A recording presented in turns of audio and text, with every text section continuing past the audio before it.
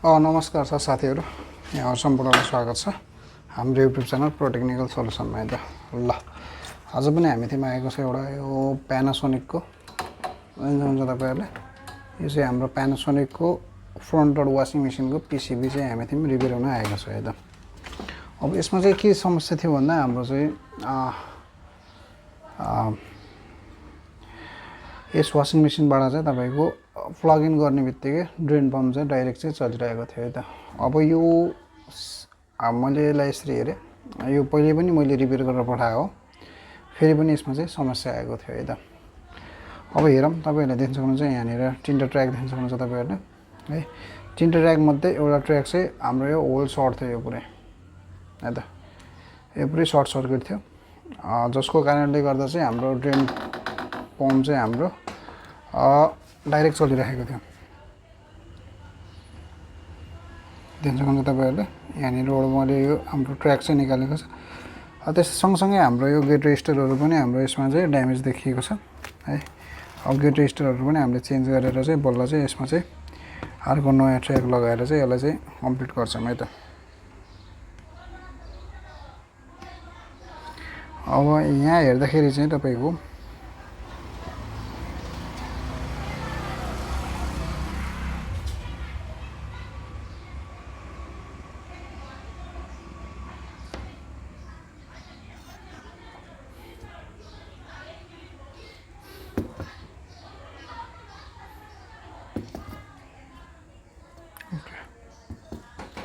ल मेरोमा त अब यो बोर्डको बारेमा पहिला बुझौँ। सबैभन्दा पहिला चाहिँ तपाईहरुले देख्न सक्नुहुन्छ यो चाहिँ हो हाम्रो मदरबोर्ड, जसमा चाहिँ फङ्सनहरू छन्।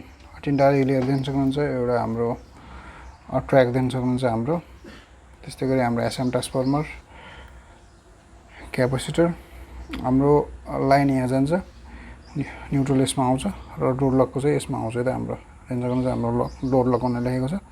त्यस्तै गरी हाम्रो स्प्रे, मेन, प्री, हट र पम्पको चाहिँ हाम्रो लास्टको जुन चाहिँ हाम्रो ट्र्याक चाहिँ पड्किएको छ। है त अब यसमध्ये चाहिँ अब यहाँ तपाईले देख्न सक्नुहुन्छ। त्यस्तै गरी अब प्रेसर सेन्सरको चाहिँ यतापट्टि चाहिँ हाम्रो यो टेकोमिटरको कनेक्सन यसमा आएको हुन्छ।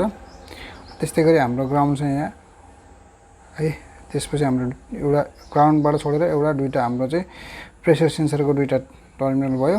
सँगसँगै हाम्रो चाहिँ अब यसमा चाहिँ हिटिङ मोडमा पनि छ, त्यही भएको हुनाले हिटिङको लागि चाहिँ हाम्रो टेम्परेचर सेन्सरको यसमा भयो, कनेक्टेड हुन्छ। त्यस्तै गरी अब हाम्रो अर्को जुन चाहिँ यो मदरबोर्ड छ, यसको चाहिँ जुन हाम्रो मदरबोर्ड छ, त्यसकोलाई कनेक्ट गर्नको लागि चाहिँ यहाँ तपाईहरुले चाहिँ सबै देख्न सक्नुहुन्छ हाम्रो RxTX ground 12 volt plus 12 volt र हाम्रो 5 भोल्ट चाहिँ तपाईले देख्न सक्नुहुन्छ। त्यस्तै गरी अब यतापट्टि चाहिँ तपाईहरुले हेर्दाखेरि चाहिँ यसमा चाहिँ लाइन र न्युट्रल चाहिँ अपोजिट भइरहेको हुन्छ नि, त्यसरी नै हाम्रो चाहिँ ड्रम चाहिँ उल्टो सुल्टो घुमिरहेको हुन्छ। है त ल, अब यो सबैभन्दा फर्स्टमा चाहिँ तपाईको ट्र्याक चेन्ज गर्नभन्दा अगाडि फर्स्टमा यसको MCUबाट आएको पोइन्ट र तपाईको ट्र्याकको गेटको पोइन्टको बिचमा एउटा रेजिस्टर रहेको हुन्छ है। त्यो रेजिस्टरलाई चाहिँ चेक गर्नुपर्छ। सँगसँगै तपाईको चाहिँ एउटा पुल डाउन रेजिस्टर पनि राखेको हुन्छ, जसले चाहिँ जस्तै अरूको बेलामा चाहिँ ट्र्याकलाई चाहिँ अफ गरोस्। हेर्नुहुन्छ तपाईको यो पुल डाउन रेजिस्टर, हाम्रो यहाँ पुल डाउन रेजिस्टर छ। यहाँ हाम्रो चाहिँ यहाँनिर गेट रेजिस्टर थियो है। त ल हेर्नुहोस्, अब यो ट्र्याकलाई चाहिँ कसरी चेक गर्ने सबैभन्दा मेन कुरो त्यसमा हेरौँ हामीले। फर्स्टमा अरू ट्र्याकहरू चाहिँ हाम्रो ठिक छ कि छैन भन्ने हिसाबले फर्स्टमा चाहिँ तपाईहरुले मिटरलाई चाहिँ डायोड मोडमा राख्नु पर्यो। गरे माथि गरे ओके, डायोड मोडमा राख्नु पर्यो। डायोड मोडमा राखिसकेपछि कुनै पनि एउटा प्रोबलाई चाहिँ हाम्रो T1 टर्मिनलमा, त्यस्तै गरी हाम्रो इनपुट टर्मिनल, यो भनेको हेर्नुहोस् यो माथिको आउटपुट, यो इनपुट, यसलाई हाम्रो गेटलाई छुँदाखेरि चाहिँ हाम्रो देख्न सक्नुहुन्छ त्यहाँ रिडिङ आएको छ। त्यस्तै गरी मैले यसलाई उल्टो गरेर पनि हाम्रो चाहिँ के छ रिडिङ आएको छ। त भनेपछि यो ट्र्याक हाम्रो चाहिँ सही छ भन्ने बुझिन्छ। त्यस्तै गरी हामीले यतापट्टिलाई यसलाई पनि हेरौँ, हेर्न सक्नुहुन्छ तपाईको रिडिङ आयो। त्यस्तै गरी यतापट्टि नै हाम्रो रिडिङ आयो, तर यो बिचको टर्म आउट र हाम्रो गेटमा गर्दाखेरि चाहिँ हाम्रो कुनै पनि रिडिङ आउनु हुँदैन। है र यो टर्मिनल पनि इन र आउट पनि ट्र्याकको चाहिँ यो चाहिँ सर्ट हुनु हुँदैन। यसरी नै काम गर्छ। अब हामी चाहिँ यो खालको ट्र्याक चाहिँ छैन। अब यसलाई चाहिँ हामीले के गर्नुपर्छ, जोगाड गर्नुपर्छ। कस्तो किसिमले जोगाड गर्छौँ हेर्दै गर्नु होला। अब यहाँनिर हाम्रो ग्रिड रेजिस्टर चाहिँ पड्केको छ, ग्रिड रेजिस्टर छैन हाम्रो, यहाँनिर एउटा क्यापेसिटर छैन। यो पिएफहरू नभए पनि हुन्छ, केही फरक पर्दैन है। त्यस्तै गरी तपाईँको चाहिँ नि हाम्रो पुल डाउन रेजिस्टर जुन चाहिँ यो मेन इनपुट र गेटको बिचमा चाहिँ एउटा रेजिस्टर रहेको हुन्छ, त्यसको भ्यालु हेरौँ हामीले। देख्नुहुन्छ हाम्रो 48.5 आएको छ। तर चाहिँ यो चाहिँ हाम्रो यसको चाहिँ हाम्रो भ्यालु सिफ्ट भइसकेको छ यतै रेजिस्टरको। यसलाई पनि हामीले निकालिदिन्छौँ। यसको ठाउँमा हामीले अर्को रेजिस्टर चाहिँ राखेर चाहिँ काम गर्छौँ है त। ल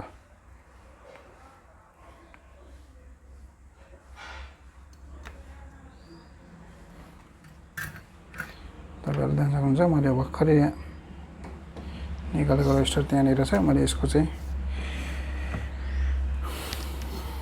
अब एकचोटि पनि फेरि तपाईँको बोर्डमा यो रेजिस्टरको बारेमा चेक गर्ने एकचोटि केही रिडिङ आएको छैन नि होइन। त्यस्तै गरी हाम्रो यो रेजिस्टरमा पनि के छ, रिडिङ आएको छैन। अब हाम्रो यो पोइन्टलाई हामीले चेक गर्छौँ।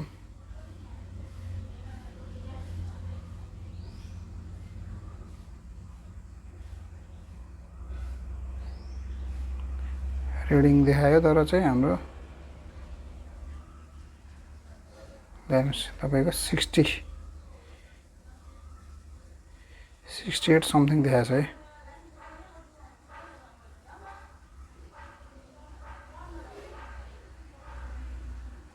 69.0 समथिङ रिडिङ चाहिँ देखाएको छ। यो पनि हाम्रो के छ, बिग्रेको छ।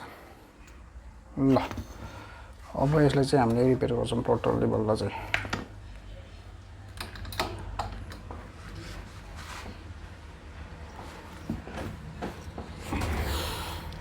ओके, म यसमा चाहिँ रेजिस्टरहरू चाहिँ लगाउँछु। ल साथीहरू, हामीले चाहिँ यसलाई चाहिँ अब ट्र्याकको एउटा सर्किट जोडौँ यसमा चाहिँ। किन भन्दा यो खालको ट्र्याक चाहिँ हामीसँग थिएन, त्यो भएको हुनाले चाहिँ हामीले यसमा चाहिँ 0 PCBमा चाहिँ एउटा सर्किट बनाएर यसलाई चाहिँ हामीले यसरी इन्स्टल गऱ्यौँ है त। ल अब यो बोर्डलाई चाहिँ हामी प्याकिङ गर्छौँ। प्याकिङ गरिसकेपछि चलाउँछौँ है त। ल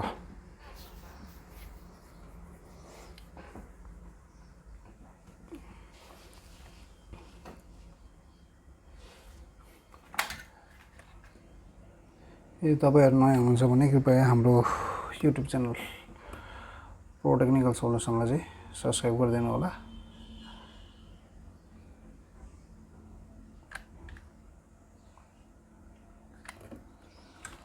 एकछिन टाइम लाग्छ तन्नको लागि। ल साथीहरू, अब यसलाई चाहिँ हामीले पहिला ग्लु गनबाट स्वाट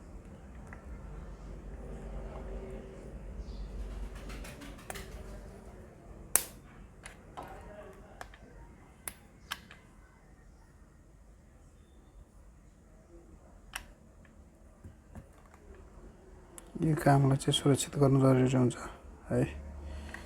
किनभने यहाँ चाहिँ बाइचान्स ट्र्याक चाहिँ छोइयो भने एमसियूलाई शुद्ध असर गर्ने डर हुन्छ। त्यो भएको हुनाले चाहिँ फर्स्टमा चाहिँ यसलाई चाहिँ राम्रोसँग ग्लु गन लिएर मजाले ओके यति भइसकेपछि अब चाहिँ डर हुँदैन त। ल पहिलाको के भयो भने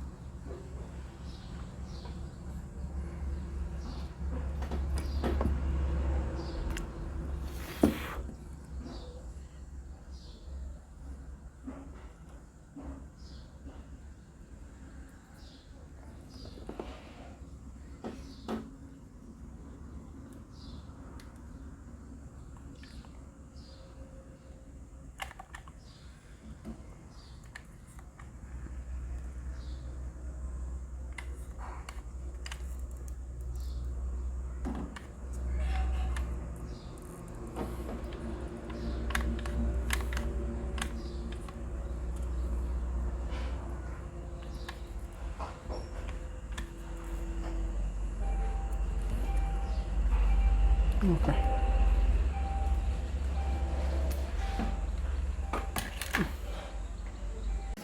साथीहरू यहाँ चाहिँ तपाईँले देख्न सक्नुहुन्छ यो चाहिँ हाम्रो प्यानासोनिकको वासिङ मेसिनको चाहिँ तपाईँको पिसिबी बोर्ड है जुन चाहिँ हामी चाहिँ रिपेयर हुन आएको थियो र हामीले सक्सेसफुली यसलाई चाहिँ रिपेयर गरिसक्यौँ र हाम्रो मोटर पनि के छ हाम्रो रनिङ कन्डिसनमा छ हेर्न सक्नुहुन्छ साथीहरू है हाम्रो मोटर पनि एकदम मजाले रनिङ कन्डिसनमा छ मोटर चलिरहेको छ ल एभ्रिथिङ ओके है ल तपाईँहरूको नि यो पिसिबीहरू चाहिँ रिपेयर गर्नु परेमा चाहिँ वासिङ मेसिन एसी फ्रिजको पिसिबीहरू रिपेयर गर्नु परेमा चाहिँ हामीले सम्झिनु होला है त ल हाम्रो लोकेसन छ पिसिबी रिपेयरिङ सेन्टर बुटोल